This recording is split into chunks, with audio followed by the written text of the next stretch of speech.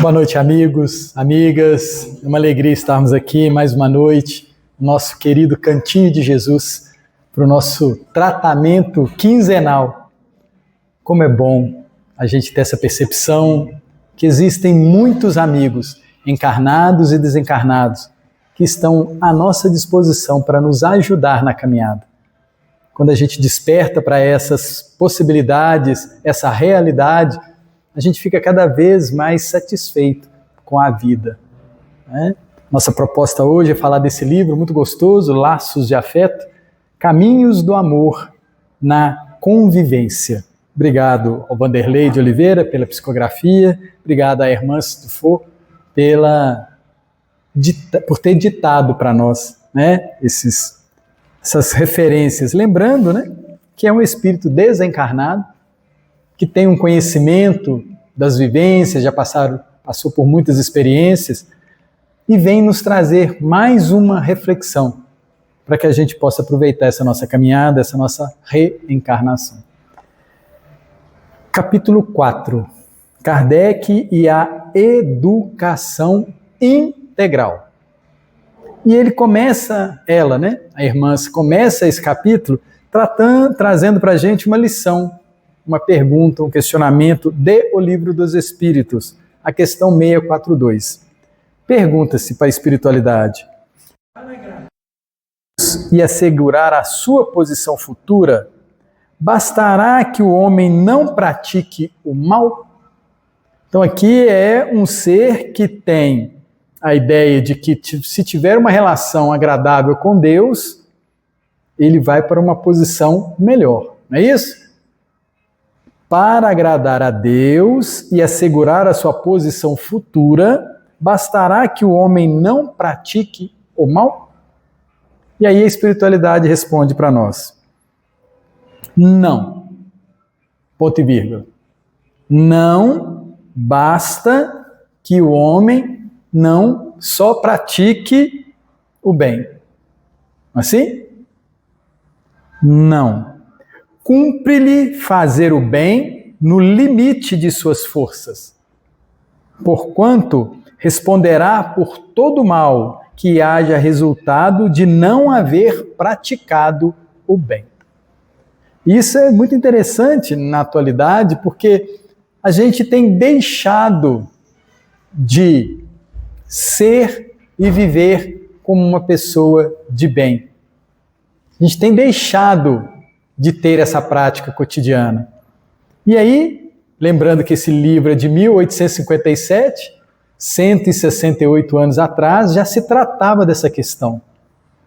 E aí a Hermance traz para a gente o seguinte comentário: conhecida parábola da cultura oriental fala de uma senhora que resolveu abrigar um sábio guru no quintal de sua residência.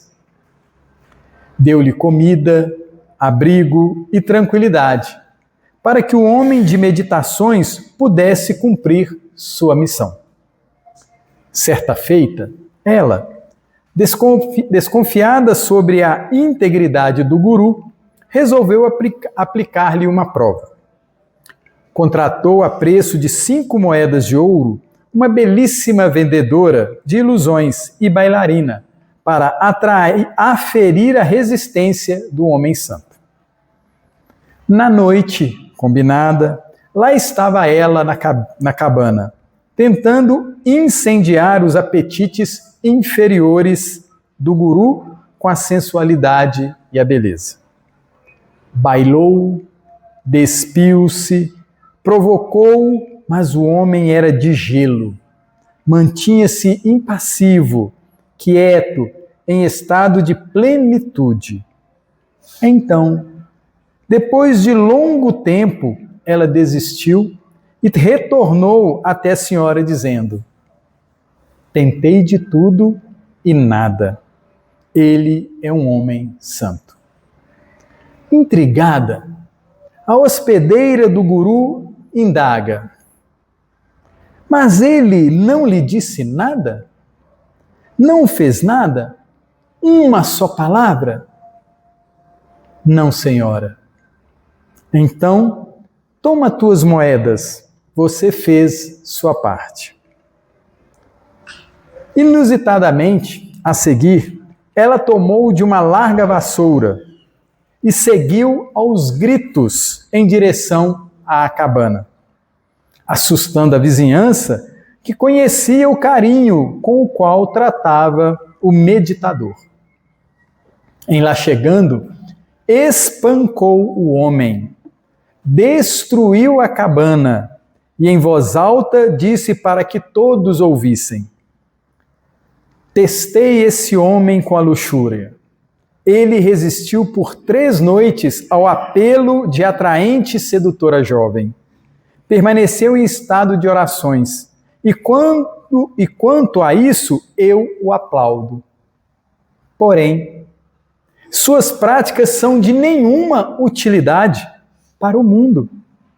Porque ele não disse nada àquela jovem que pudesse servir de orientação e força na restauração de um caminho novo.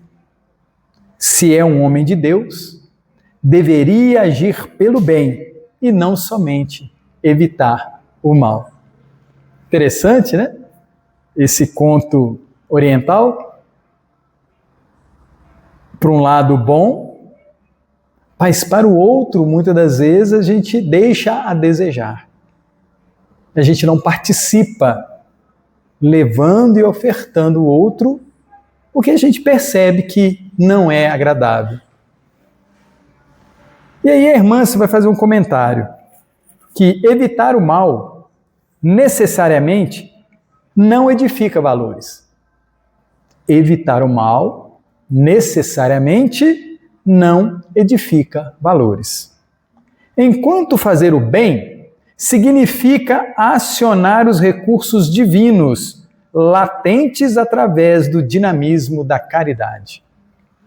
Aí ela vai nos desafiar a ver os 2 ângulos. O ângulo da passividade, da não participação, e o ângulo do envolvimento com o reino de Deus, com a sociedade, com o ambiente que nós estamos inseridos. Isso é muito interessante da gente refletir, porque a gente percebe que na sociedade atual cada um está cada vez mais interessado na sua individualidade. E aí a gente que quer ser cristão, quer ser espírita, e a gente olha para o Cristo, a gente percebe que o movimento dele não é o movimento que hoje a gente deseja ter. Ele vai de encontro. Ele veio de encontro a nós. Por que ele não poderia ficar lá na condição dele? Mas, quando se pensa nas questões espirituais, todos estão ligados uns aos outros. Todos estão ligados. Em todos os momentos. E a gente está passando realmente por provas, grandes provas. Será que a gente consegue sair do nosso conforto, que nós conquistamos com muito esforço, para ir de encontro ao outro no limite de nossas forças? Olha que interessante isso, né? Porque a resposta da espiritualidade não é com uma intenção de lazer. Não, vou ali ajudar fulano, vou ali ajudar Beltrano. Não. A proposta é, enquanto eu tiver força, enquanto eu tiver tempo, enquanto eu tiver disponibilidade, esse meu esforço de ajudar o outro tem que acontecer.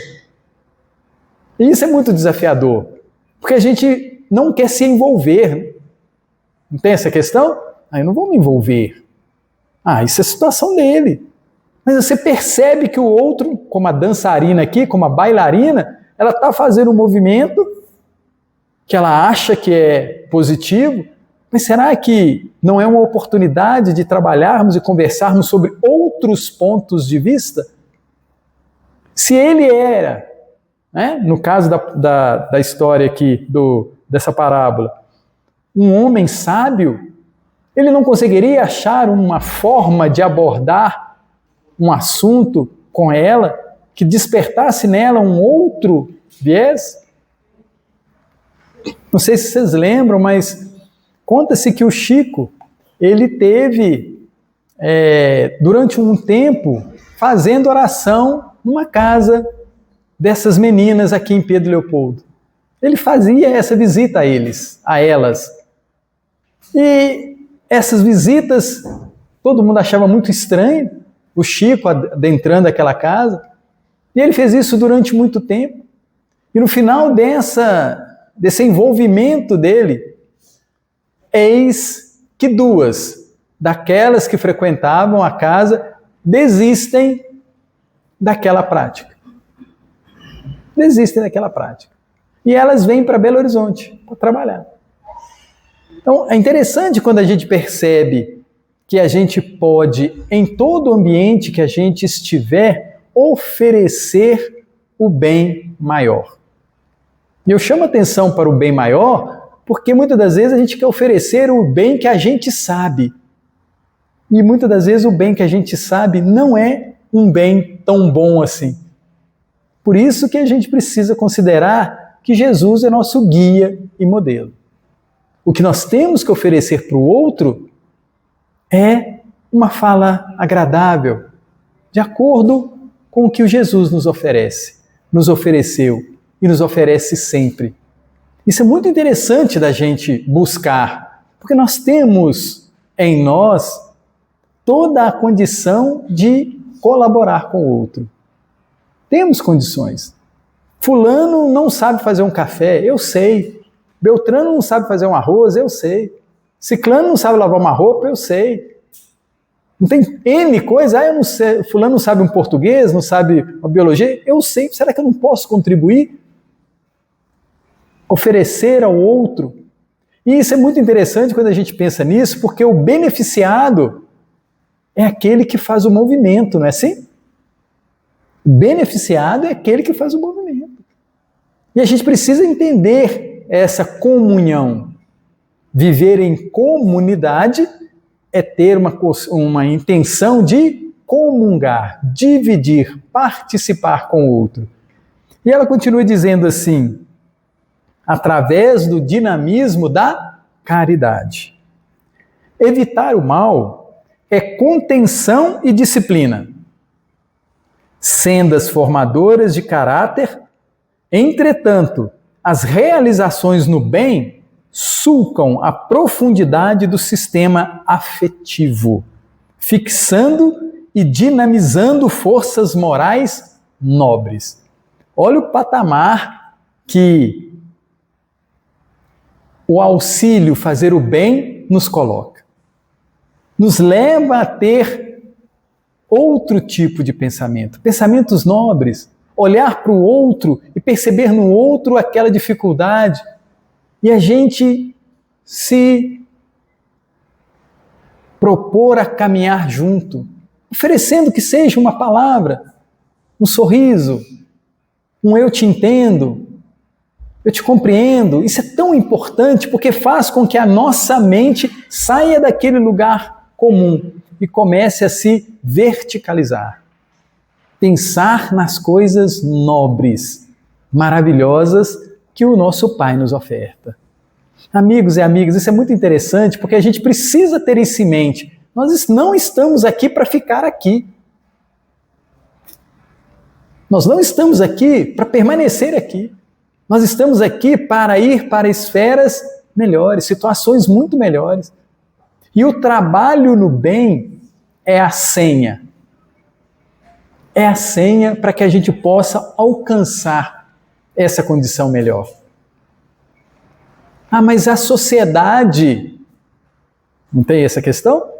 A sociedade nos informa que a vida que nós devemos ter é assim, assim e assado. Mas nós que estamos agora numa casa espírita, tratando das questões espirituais, nós concordamos com a sociedade? Nós concordamos com esse jeito dela pensar, dela agir, dela conquistar? Claramente não. Claramente nos incomoda esse não fazer o bem, não fazer o mal. A gente precisa ter esse despertamento. Eu preciso e sou convidado, todos nós, a fazer muito mais. Porque a gente sabe como é bom fazer o bem. Não tem esse e estar envolvido, auxiliando, fixando e dinamizando forças morais nobres.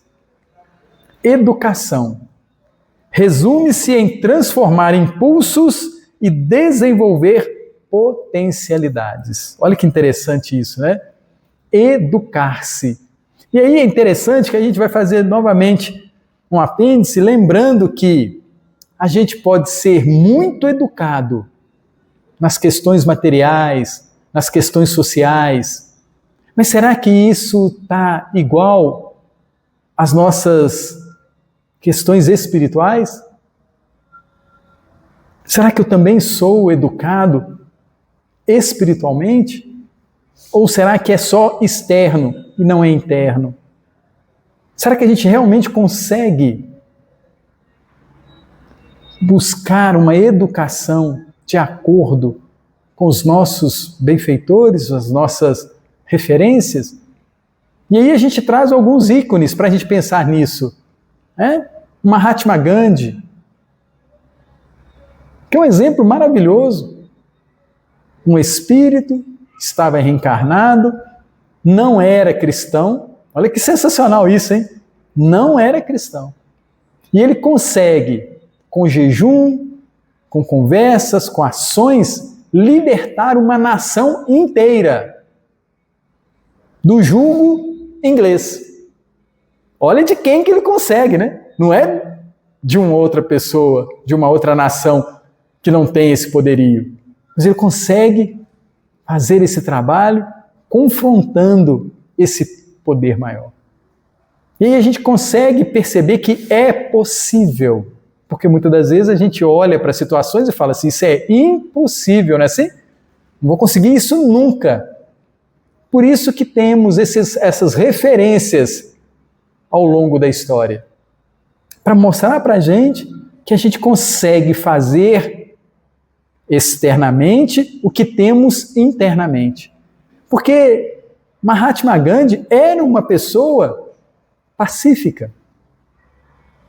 Era uma pessoa de bem. Era uma pessoa que podia ter ficado lá, porque ele tinha uma condição financeira razoável, podia ter passado a vida daquela forma. Mas ele se incomodou com a forma como aquela nação tratava a ele e a toda aquela população. E ele começa um movimento. Amigos e amigas, comecemos um movimento a nosso favor, a favor do outro. Comecemos esse movimento de fazer a mais, todo dia, uma vez a mais. E a gente vai passando para 2, a gente vai passando para 3, como se a gente estivesse numa academia, não é assim? Você começa levantando meio quilo, depois 600 gramas, depois 1 quilo, não é assim? Você não vai se acostumando com essa prática? Mas primeiro eu preciso ter o desejo, a vontade. Eu preciso me educar. O que é o educar? É entender que aquilo que eu faço, eu posso fazer melhor. Buscar uma ação, buscar o saber, buscar o outro, buscar as questões nobres, como diz para nós Hermance Dufour. E ela diz mais, o ato de apenas conter sem renovar pode levar aos mais sofridos caminhos da radicalização. Somente conter sem renovar pode levar aos mais sofridos caminhos da radicalização, do fanatismo e de várias expressões neuróticas em direção a mais intensas desarmonias da psique. Olha que interessante isso, né? Porque nos lembra que a nossa essência é de estar colaborando com o outro. A nossa essência. E quando a gente reprime isso, por desejos materiais, por conforto, por tranquilidade, isso vai gerar em nós problemas neuróticos. Porque isso não vai parar de nos incomodar. Não vai parar de nos incomodar. A gente tem um exemplo, né? Eu descobri esse exemplo há pouco tempo. Nós temos aqui em Belo Horizonte um senhor, ele chama-se Jairo, e ele fundou o Sistema Divina Providência. Vocês já ouviram falar no Sistema Divina Providência?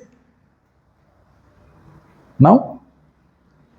Ele começou em Belo Horizonte como pipoqueiro, há muitos e muitos anos atrás. E ele era vicentino. E ele tinha um desejo enorme de ajudar as pessoas que estavam em dificuldade. E ele oferecia, falava para o pessoal, os vicentinos, né, que tem aqueles grupos deles, vamos ajudar os pessoal que está em situação de rua, vamos ajudar esses meninos que estão sem escola, vamos fazer alguma coisa. Não, isso não é da nossa praia. E ele ficava pensando, insistindo. Aí um belo dia ele virou e falou assim, quer saber de uma coisa? Eu vou fazer. Eu vou fazer. E ele, de pipoqueiro, ele passou a vendedor de joias, e de vendedor de joias, ele passou a dono da Séculos Joalheria. Conhece a Séculos Joalheria? Lá na Avenida Afonso Pena, na altura ali da FUNEC, né? Lá em cima. Séculos Joalheria. Resumindo a história, o seu Jairo ainda é vivo, almoça com a gente todo dia lá na Rua Caeté 741, pessoa com uma condição financeira sensacional, e ao longo desse trabalho dele, ele já formou, já ajudou mais de 161 mil. Um pipoqueiro em Belo Horizonte, que está vivo e não vai parar. Ele não vai parar. Para a gente perceber que é possível, em todas as situações, em todos os momentos, agirmos e atuarmos além da tranquilidade. Além da tranquilidade. Hoje, quando eu estava saindo para vir para cá, ele estava saindo também. Aí eu falei, seu Jairo, já vai? Ele falou assim, meu filho, está na hora, né? O dia foi proveitoso. Ele sai tranquilamente. E eu fiquei olhando para aquele senhor e agradecendo. Porque onde a gente tem a tarefa, onde a gente trabalha, é um sonho dele que se concretizou para a gente. Um sonho dele. Se juntou a N empresários em Belo Horizonte e criou o Sistema da Divina Providência. Vocês vão lembrar da Lar dos Meninos São Vicente de Paulo. Fica lá no Olhos d'Água. Não é isso? Trabalho lindo, que envolve muitas pessoas. Que nos envolve. Oi? Profissionaliza, né? Não para. Quer mais. E aí eu fico pensando, na próxima reencarnação dele, vocês já imaginaram o que ele não vai fazer, gente? Não é? O desejo é constante, não para. Quando você gosta, quando você toma gosto pelo bem, você não consegue parar de não buscar agir no bem. Porque é um alimento. É um alimento. E é muito gostoso esse alimento. É um dos mais saborosos que a gente tem na nossa vida. Agir em proveito, em atenção, envolvendo-se com o outro. Porque o outro precisa da gente, a gente esquece disso. A gente não precisa do outro, a gente não precisa do padeiro, a gente não precisa do motorista, a gente não precisa do frentista, a gente não precisa de todo um sistema para que a gente tenha condições. Quando a gente abre a torneira em casa, a gente faz um Pai Nosso pelo pessoal da Copasa, gente? Já fizeram isso? Quando a gente acende a luz, a gente faz um agradecimento ao pessoal da CEMIG? Interessante esses pensamentos, não é? Mas eles não estão o tempo todo nos servindo? Claro que a gente paga. Mas não tem ali uma troca? Não é tão necessário na nossa vida esses confortos? Quando a gente chega no laboratório para fazer um exame de sangue, às 6 horas da manhã, 6:30 da manhã, vocês já pensaram que hora que aquela funcionária saiu de casa para estar lá sorrindo para a gente? Bom dia. Já pensaram que hora que ela já saiu de casa? Claro que ela está recebendo. Mas aquele que tem uma percepção das coisas boas que acontecem, a gente olha diferente. A gente chega numa lanchonete para fazer um lanche pela manhã, e a pessoa nos trata bem. Claro que ela está ganhando, mas não tem todo um movimento para poder colaborar um com o outro. Afeto. Afeto. E poucos têm em si esse olhar. Poucos têm.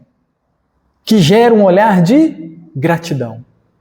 Que gera um olhar de amorosidade, misericórdia, compreensão para aquele que está nos servindo. Porque nós somos servidos o tempo todo. O tempo todo nós somos servidos. E muitas das vezes a gente não desperta. Passa uma vida sendo servido e ainda reclamando. Ainda reclamando. Não, mas não está bem, não estou bom, podia ser melhor. O que é isso? É só isso que tem? Não, isso não é possível. Mas a gente esquece de ver a quantidade de pessoas encarnadas e desencarnadas que nos auxiliam no dia a dia. Eu conto, para vocês, eu já contei isso várias vezes, que eu ando de moto e a minha moto está com 107 mil quilômetros rodados. Nem ela teve arranhão, nem eu tive arranhão. 107 mil quilômetros rodados. E eu brinco que são 107 mil livramentos que eu tive. 107 mil, não foi um livramento, não foi 2. E aí, quando eu desperto para isso, eu começo a pensar que cada quilômetro tem 100 metros, gente. É isso? 1000 metros? Complicou mais a minha conta, né? Então, 1000 vezes 176 mil são quantos livramentos? Quantos metros? E se a gente transformar isso em centímetros? Você consegue entender como a gente tem que despertar para a realidade? Porque isso é realidade. Porque eu poderia falar, eu sou fera, né? Não acontece nada comigo, né? Assim? Não é esse olhar. Eu tenho que olhar para cada centímetro que eu andei, para cada metro que eu consegui passar, por cada quilômetro que eu consegui vencer. E sempre com ajuda. Gente, pneu pode furar, estourar. No anel, para cá, não é assim? Passa para lá e para cá, nada. Nada. Gente, não sou exemplo de nada, eu só estou contando o meu caso. Só um caso. Que a gente, muitas das vezes, temos em nossa vida também e não paramos para olhar com bons olhos, para agradecer, para sintonizar. Porque eu sei que o meu anjo da guarda e a turma me ajudaram demais nesses 107 mil quilômetros. Porque eu não sou bom motorista. Eu não sou. Sou atrevido, sou isso, sou aquilo. Eu sei que eu não sou. E aí eu consigo me conectar com isso. Eles me ajudam demais. E eu preciso retribuir. Porque essa é a ideia. A ideia divina é aguardar a nossa parceria, a nossa retribuição, a nossa companhia. Na questão 132 do Livro dos Espíritos, lá pergunta assim, qual o objetivo da encarnação? Lá tem 2 motivos, 2 objetivos. Primeiro, a lei de Deus nos impõe a encarnação com o objetivo de chegarmos à perfeição, à purificação, à santificação. Não é? Então aí a gente começa a ter um olhar mais gostoso. Quer dizer que eu estou nessa situação, mas o meu objetivo, eu vou chegar a essa perfeição, essa santificação, essa purificação Vamos. É esse o objetivo? É. É para isso que a gente está passando por esse caminho agora de provas e expiações? É. Porque na hora que a gente vencer e nada que for prova para a gente, nada que for expiação para a gente vai passar de nível. Vai passar de nível e vai continuar subindo até alcançar essa plenitude de não ser tentado pelas questões materiais. Porque a nossa grande prova atual não é a matéria. Eu quero ter aquilo, eu quero viver assim, eu quero possuir isso. Não é essa a nossa grande prova hoje? A matéria, que é atrativa, né? Eu fico vendo nessas propagandas de carro, a pessoa senta no carro, parece que o mundo muda, né? Assim? Eles não estão vendendo carro pra gente, não, gente. Eles estão vendendo o quê? Prazer. Não é o carro, não. Eles estão vendendo o prazer. E a gente, por ter um olhar inocente, a gente compra o carro atrás daquele prazer. E a gente vai se enrolando nessas questões materiais. Vai deixando as oportunidades passarem. Tudo bem. Aí o segundo objetivo no livro, na questão 3.2, fala que Deus aguarda a nossa parte na obra da criação. Olha que coisa sensacional. Tem hora que dá medo, né? Deus aguarda a nossa parte na obra da criação? Sim. Porque nós somos uma grande família. Nós fazemos parte de um grupo. E o objetivo da família, do grupo, é ajudar um ao outro a chegar a essa purificação, essa santificação. Nós somos responsáveis por ajudar a Deus na sua grande obra, na sua maravilhosa obra, e aqueles todos que estão em nosso derredor. Pensando no bem, agindo no bem, querendo o bem. Né? É um processo que a gente precisa despertar. Por isso que eu toquei no caso do nosso querido Mahatma Gandhi. Por isso que a gente olha para a Madre Teresa de Calcutá, para uma irmã Dulce, a gente olha para o Francisco de Assis, porque são referências para que a gente perceba que vale a pena ser bom, agir no bem. E o mais interessante é que todos esses ícones, eu não sei se vocês repararam, materialmente eles não tinham nada. Não se dedicam às questões materiais. Porque usam as coisas materiais para fazer o bem.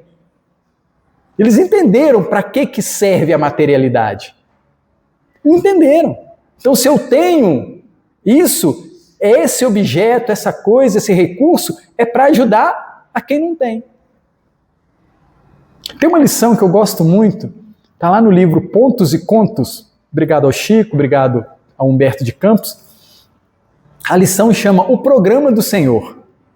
E é curioso esse programa, porque Jesus tinha acabado de fazer a multiplicação dos pães, e aí aparece, né, perto dele, ali que tinha se alimentado, um funcionário do Sinédrio de Jerusalém, por nome Malebel.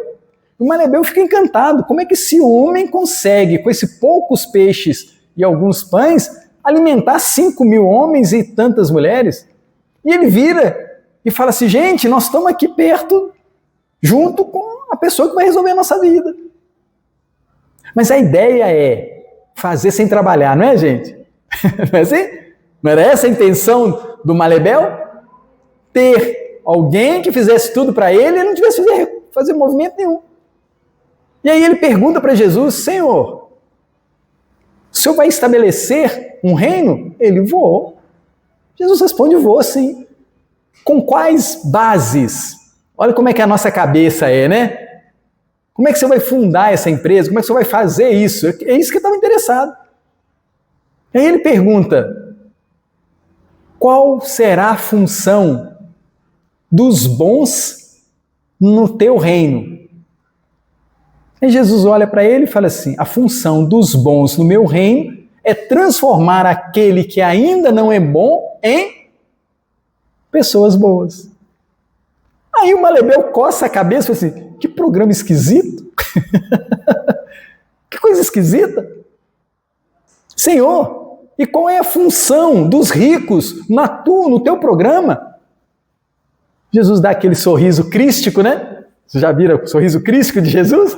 Sorriso crístico, né? Pela nossa inocência, né? Dá aquele sorriso para Malebel e fala assim: ô Malebel, a função dos ricos no meu reino, no meu programa, é transformar aquele que não tem em pessoas ricas. E Jesus vai discorrendo sobre essas questões, mostrando que quando estamos envolvidos no programa do Senhor, a gente descobre uma forma de estar ajudando ao outro. E aí, no final da lição, o Malebel pergunta assim: então quer dizer que no teu reino não vai precisar de castelo? Não. Não vai precisar de exército? Não. Não vai precisar de prisão? Não. Mas como é que isso vai acontecer, Senhor? Porque cada um, diz Jesus, vai assumir a sua responsabilidade. Desafiadora a lição, né, gente? Cada um vai assumir a sua responsabilidade. Imagina se a gente, no nosso lar, na nossa família, a gente tivesse esse envolvimento com as pessoas que estivessem lá. Deixa eu ajudar. E não é ajudar de fazer para o outro, é ajudar o outro a se promover. Porque essa é a ajuda. Porque Deus, Jesus, Ele não faz. Ele faz e sugere como fazer. Ele não faz. Ele não pega a gente e carrega. A gente tem que caminhar. E esse é o grande desafio que a gente precisa entender do como ajudar o outro. Como ajudar o outro. Porque a gente muitas das vezes acha que é dando um prato de comida, é dando um cafezinho, dando um dinheiro, a gente acha que é assim. Mas será que não é ouvir? Será que não é ir de encontro a Ele? Porque é desafiador estar reencarnado. E eu brinco, né? Lá no meu computador tem uma frase que é assim: o evangelho não é para os fracos. Vocês conseguem entender isso? O evangelho não é para os fracos. Para ser um cristão, tem que ser raçudo. Tem que enfrentar todo dia, toda hora, aquela via crucis que Jesus enfrentou. Ser negado, ser traído, ser levado para a prisão, apanhar, ser crucificado. Ser cristão é estar disposto a buscar o bem e ganhar o que não é bom. E não se ofender com o outro, que é a coisa mais complicada, né? O outro vai te tratar mal, você tentando ajudar. E a gente entendendo que é isso que ele consegue nos oferecer. E não deixar que isso impacte em nossa vida. Continuar fazendo bem, continuar fazendo bem, continuar fazendo bem, incessantemente, não é isso que fala aqui? No limite de nossas forças? E ela continua dizendo assim: o ato educativo é um ato de amor nas relações que destinem ao crescimento para ser. O ato educativo é um ato de amor nas relações que destinem ao crescimento para ser. O processo de evitar o mal é adquirido com o domínio ocasionado pela disciplina dos sentidos e dos impulsos. O processo de evitar o mal. Enquanto a dinamização do bem exige da razão e do sentimento o desenvolvimento de condições interiores que edifiquem valores, treinem habilidades e façam surgir com maior plenitude as tendências inatas do bem que se encontram latentes e quase sempre estáticas na alma. Olha que interessante o que ela fala, né? Como é que é? Eu preciso trabalhar o quê? A razão e o sentimento. Desenvolver condições interiores que edifiquem valores. Olha o que o bem faz, gente. Edifica valores. Treinando habilidades para que surjam plenamente as tendências inatas do bem que se encontram latentes e quase sempre estáticas em nós. Por que está estática? Porque não está usando, não é assim? Está parada por quê? Porque não está usando. Sim, Vinícius. E como é que nós vamos fazer com que o governo adote essa educação íntegra? Nos educando. Nos educando. Orando por eles. Porque eles, como nós, né, o governo aí, nós estamos falando de CPF, né, gente? Né? Estamos falando do CPF. Ele também vai passar pelo mesmo processo que nós estamos passando. Todos passam por esse processo de provas e expiações. Todos passam.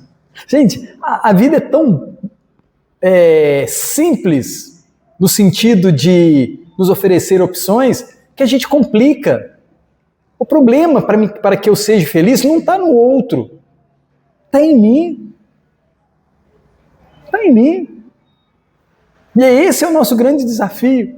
Tem hora que a gente está preocupado com o externo, esquecendo do interno. Ele fala, né? A irmã fala aqui, né? O desenvolvimento de condições interiores que edifiquem.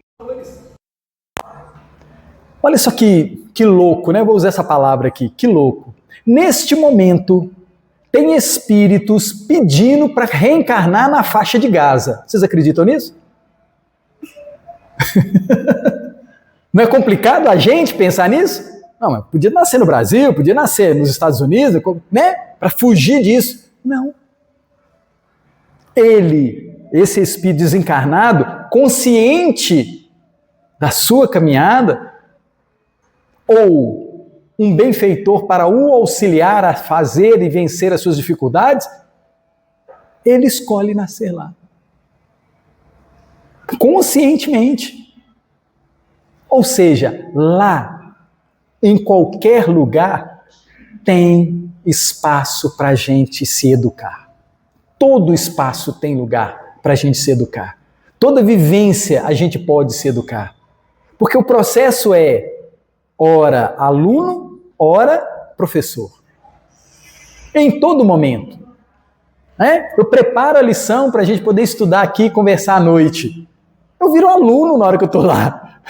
Né? Lendo, eu sou aluno. Aí eu venho aqui comentar com vocês. Os outros viram e falam assim, não, mas você é um bom professor. E aí eu preciso ler de novo. E esse processo é contínuo. E é saboroso. É saboroso. Outrora, gente, né? Falando do Telmo aqui, eu não tinha condições de vir aqui falar isso para vocês. Ninguém nem me convidava, né? Não é um processo de educação, de busca, de envolvimento?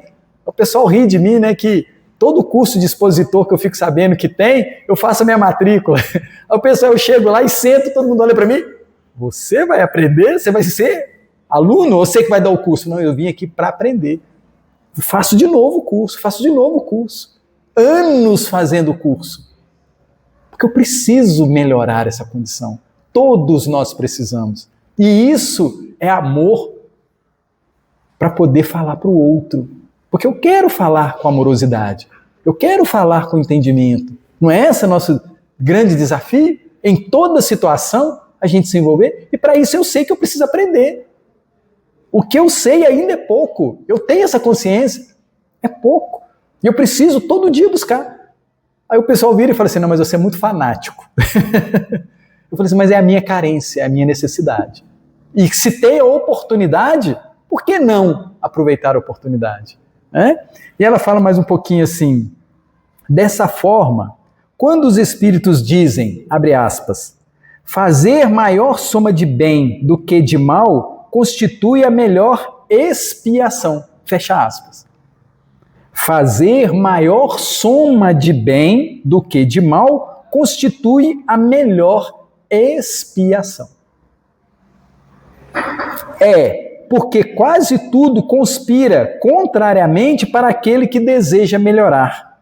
As reações são-lhe fortes reflexos do mundo interior desconhecido de si mesmo. As reações são-lhe fortes reflexos do mundo interior desconhecido de si mesmo. Amigos, se a gente soubesse as potências que há dentro da gente, se a gente soubesse a quantidade de coisa que a gente é e vai ser, a gente não esmoreceria nunca. A gente não ficaria desacreditando da gente se a gente conhecesse o que vamos fazer, o que seremos, o que realizaremos. Tem uma fala de Jesus que me impacta muito, que é assim: vós podeis fazer o que eu faço e muito mais. Ele falou isso há 2000 anos. Isso não é uma frase nova. Tem 2000 anos. Vós podeis fazer o que eu faço e muito mais. E olha que ele usa o verbo no presente, não é? Não é assim? Vós podeis. Não é poderão. Ele fala que nós podemos fazer agora. E nós fazemos. A gente é que não percebe as ações crísticas, santas, que a gente tem ao longo do dia. A gente é que não percebe. A gente é que não vê a quantidade de coisa boa que a gente realiza. E a gente precisa despertar para isso. Olhar para o nosso interior e falar assim: não é que eu estou melhor do que ontem, do que anteontem? Não é que eu desejo coisas melhores para frente? Porque temos esse grande desafio.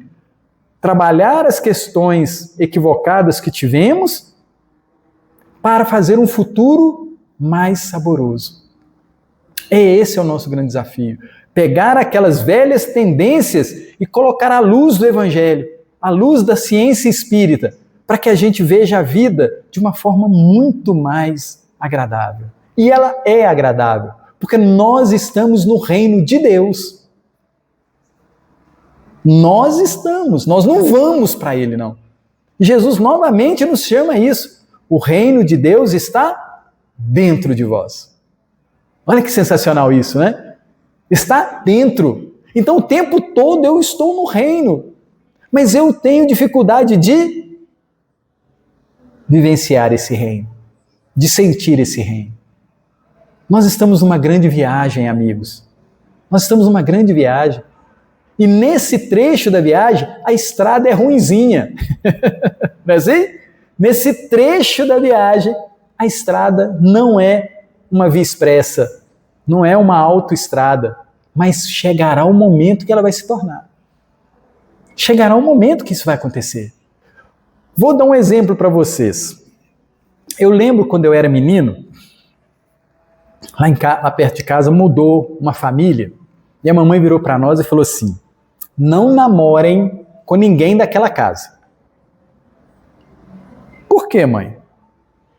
Porque eles têm trem ruim.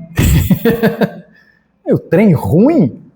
Ela não foi muito clara, não. E aí a gente tentou descobrir o que era. O que acontecia com aquela família? Eles eram do Rio Grande do Sul e eles vieram para Belo Horizonte porque eles tinham um filho que tinha uma dificuldade mental.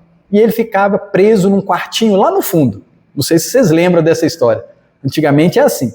As famílias que tinham alguém ou com dificuldade física, né, elas evitavam, porque as pessoas achavam, não é? Eles achavam que pegava, que transmitia, aquela coisa toda, então escondia, e era o segredo da família. Ah? Hoje, olha para a gente ter uma ideia de como a coisa progrediu. Hoje não tem a escola inclusiva? Que todas essas crianças que chegam com as suas dificuldades físicas ou mentais, elas não são conduzidas para a escola? Vocês conseguem entender como é que a coisa tem melhorado? A gente não precisa mais, mas outrora você ficava preso dentro do quartinho, olha só que, né, estava numa prisão, passava a vida ali, mandava para os manicômios, aquela coisa toda, era terrível isso. Hoje não, hoje tem todo o envolvimento, né, bem feito ou mal feito, não sei, mas tem um movimento daquela situação terrível para hoje. A gente pensa na Idade Média. A Idade Média, gente, não tinha luz elétrica, não tinha Uber, não tinha nada. Hoje a gente tem um conforto assim de qualquer coisa. E a gente ainda não está percebendo o quanto as coisas têm melhorado, né? Diga, Vinícius. Eu lembrei, no fundamental, até a quarta e até a oitava, tinha 2 surdos na minha sala, melhores. Uhum.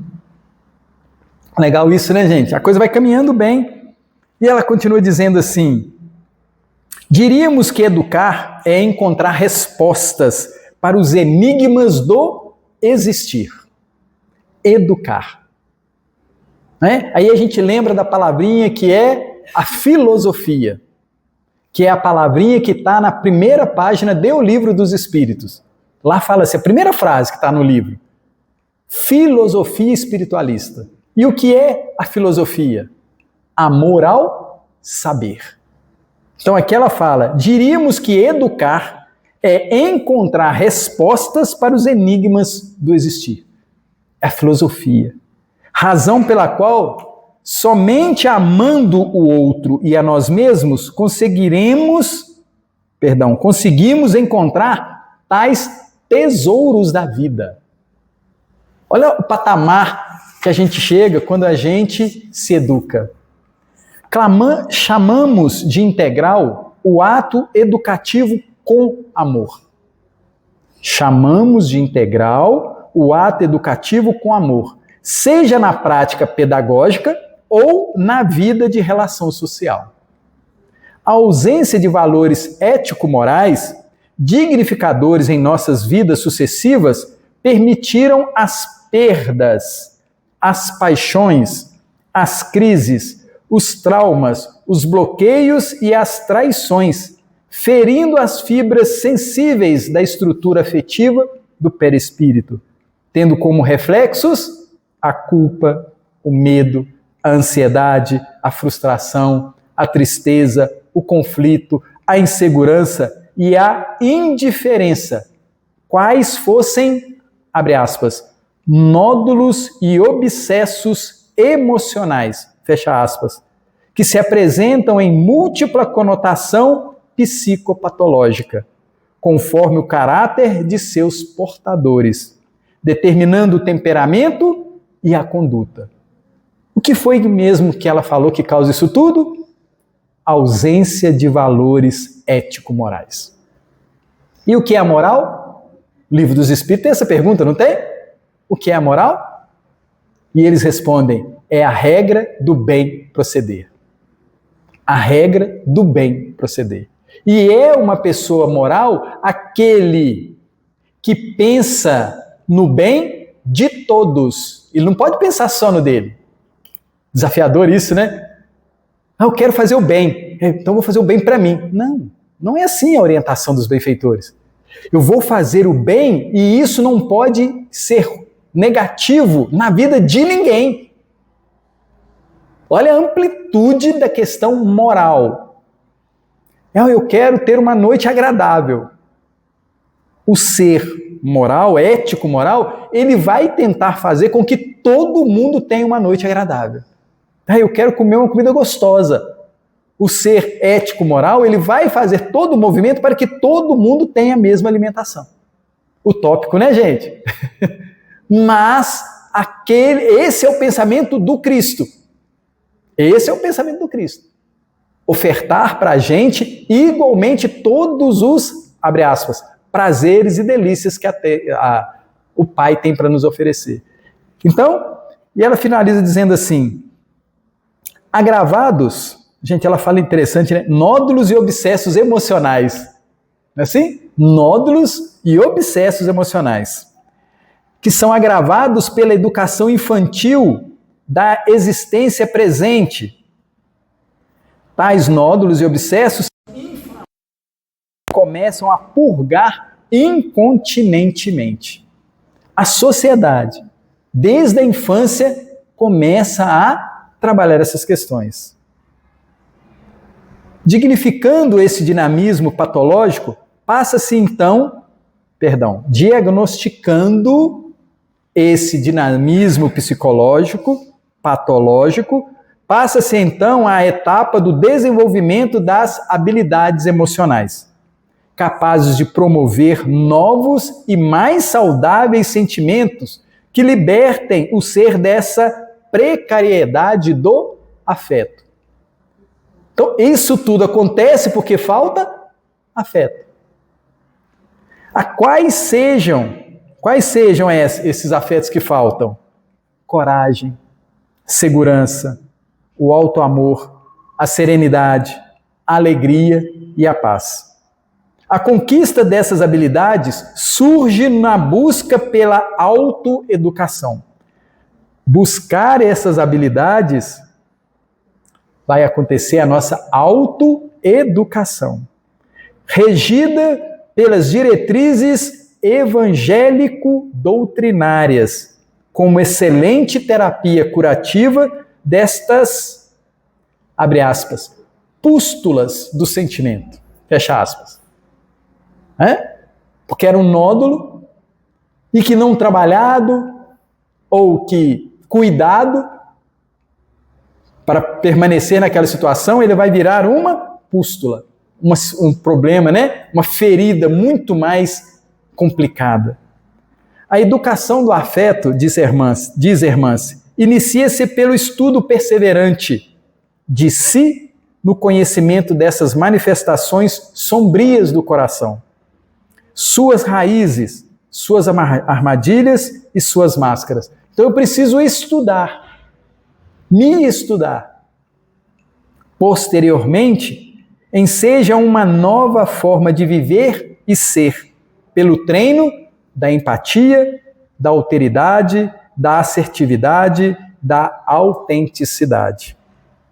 O objetivo maior da vinda do homem à Terra é a sua melhora espiritual.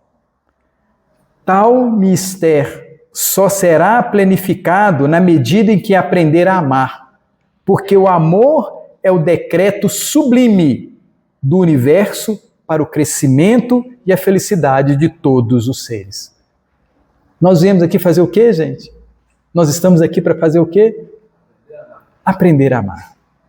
É complicado? Mas o objetivo a gente já sabe. O objetivo a gente já sabe. No meio espírita se fala muito que nós estamos aqui para progredir. A progressão, gente, está dentro do amor. Tá? O objetivo maior é aprender a amar. E quando eu começo a amar, eu começo a progredir. Eu começo a ter um envolvimento com o outro, começo a ser mais afetivo. Verificamos o centro espírita e sua importância como educandário do amor, face à didática estimuladora de conhecimentos e da vivência através da ampliação do saber e de transformação do caráter. Olha só a responsabilidade do centro espírita, hein? Qual o objetivo dele? As organizações humanas, com poucas exceções, fazem uma leitura adulterada das manifestações afetivas, tornando-as desprezíveis e com conotações de interesses inferiores e falsidade. Outras vezes, essas organizações humanas desconsideram as pessoas quando possuem uma visão egocêntrica, recuam e tolhem a espontaneidade do carinho face aos desapontamentos das relações ingratas e decepcionantes. Assim, formam-se estigmas sociais acalentados pela maioria, sufocando as expressões de sensibilidade humana nas torres frias da indiferença e do desamor, para os quais a grande maioria dos homens foram educados, entre aspas, no aprendizado de esconder o que se passa nos escaninhos do afeto. Quanto nos valerá a reencarnação, tendo os raciocínios iluminados pelos princípios estruturais da doutrina, sem contudo jorrar essa luminosidade sobre o coração? A fraternidade, expressando a síntese das virtudes cristãs, é a meta ética de todo o corpo filosófico e científico do Espiritismo.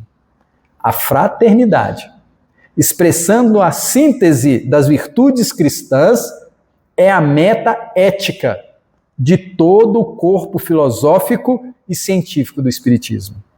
Eis, portanto, que tarefa grave aguarda nossas vanguardas doutrinárias no cenário conturbado da sociedade materialista dos dias atuais, junto às almas que ingressam para suas fileiras em ambos os planos existenciais.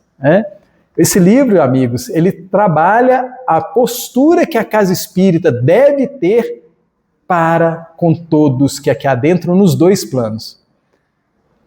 A ideia é sermos mais fraternos, sermos mais afetuosos, sermos mais companheiros. É esse o objetivo. Nós não viemos aqui estudar livros. Nós viemos aqui nos estudar. E esse estudo ele precisa ser de nós buscarmos um pelo outro. Como é que você está? Como é que está a sua família? Como é que você está caminhando? Posso te oferecer alguma coisa? É essa a proposta de um centro espírita que tem como referência o ensino de Jesus. Que Jesus nos abençoe, que a gente tenha uma semana abençoada, com muita paz, com muito carinho. Obrigado, Papai do Céu, por mais esse nosso encontro. Muito obrigado, amigos. Fiquem em paz.